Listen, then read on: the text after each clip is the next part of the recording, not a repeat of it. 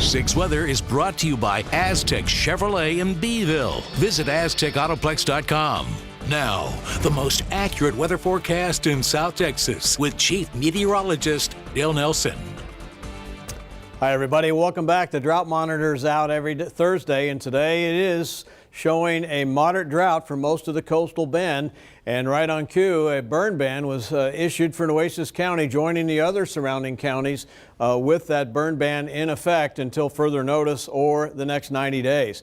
Lake levels look like this, and they are dropping from 63.5% combined capacity yesterday to 63.3% today. That's 0.2%.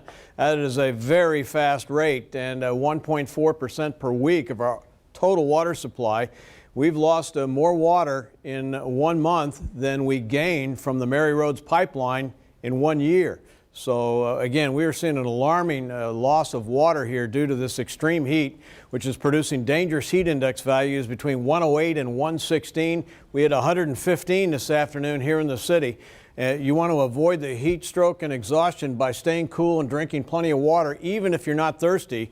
And high pressure continues to keep the heat upon us, and the rain opportunity next to zero for us here for the next week. The good news is the tropics, the Atlantic Basin, is all quiet. I'll have more on the tropics in a moment. 93 now. We'll start to get more reasonable as we see and approach sunset here in the 80s, with the temperatures dropping no lower than the low 80s here overnight, because it's going to stay breezy across the region. The low tonight's going to be 81 with mid 80s along the coast and upper 70s inland. The day planner for tomorrow, we start at 81, 94 at noon, and 96 at 5 p.m.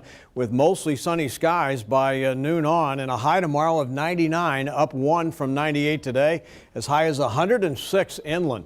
As far as the wind forecast, it stays windy here during the afternoon, 15 to 25, with gusts to about 30 over the next 4 days. That'll drive the heat index to 114 plus here in the city over the next 4 days, with low pressure staying put to the north and high pressure in place in the Gulf. That tightens the gradient and brings in that tropical moisture. Not enough lift to cause anything to happen because the high suppresses it, and so that's why we're not seeing any rain, but the low level humidity is up, and that's why our heat index is so dangerous.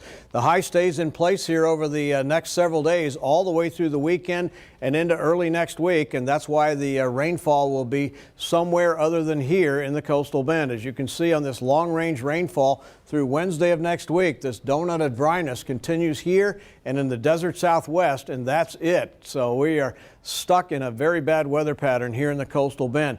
Hurricane seasonal forecast is also bad news. They're showing an increase in activity from 10 to 17 named storms, 5 to 9 hurricanes, and 2 to 4 major hurricanes. This is an increase from NOAA over what we've been what that they were saying earlier in the season. But we'd have to have 1 named storm a week starting next week in order for that forecast to come to fruition. There's the NEC Co-op Energy 7-day forecast, 99 to 100 with lows around 80 over the next 7 days. It really is tough. It is, yeah. Okay. Thanks, Dale.